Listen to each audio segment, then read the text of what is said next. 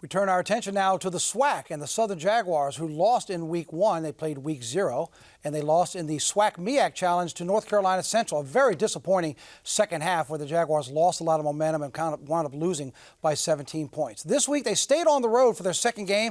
It's a SWAC game that doesn't count as a conference game because of their alignment, but they were at Itta Bena, Mississippi to take on the Devils from Mississippi Valley.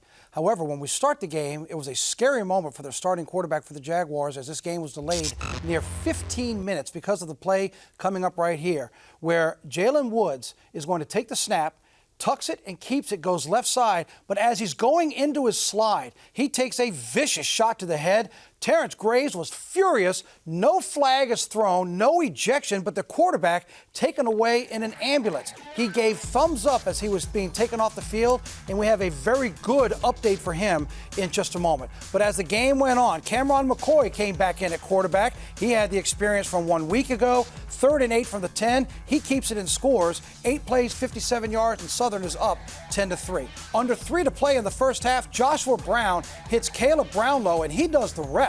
Look at him dancing side to side, up the middle, 53 yards for the touchdown, and the Delta Devils are up 13-10. But there's still time to play, and under a minute to go, McCoy hits Darren Morris. Look at the touch on this pass, right over the shoulder, couldn't place it any better, gets the pass, 11 plays, 80 yards, in a minute 52, and the Jags are up 17-13. Early third quarter. There's that turnover bug again. Scott's been telling you all the differences there. Ball goes 18 yards the other direction. Southern jumps on it. Great field possession. Trey Holly, the former LSU Tiger, gets in. Southern's got some breathing room. It's 24-13. But they couldn't put him away. Mid-third quarter, Mike Franklin up the middle. Coughs it up. Jamari Stokes going the other direction. He's all alone. Touchdown. It's 24-22. They're going to go for the tie right here. 5:50 to go in the third quarter, but they come up short. So Southern still has the lead.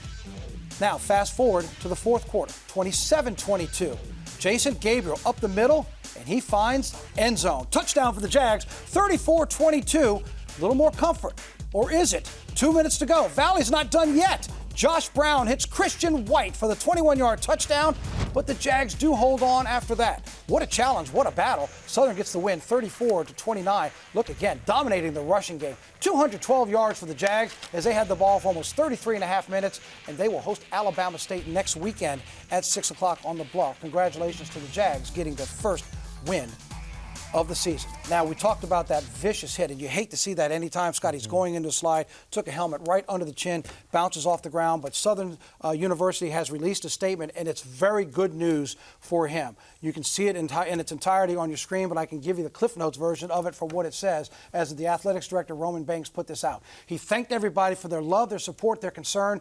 Jalen Woods did go to the hospital. He is confirmed to have everything test negative. He has range and motion, returning back to Baton Rouge. You know we won't see him on the field anytime soon after that shot, Scott, because I know as a player, you've seen it before. You hate to see it. You're worried about him.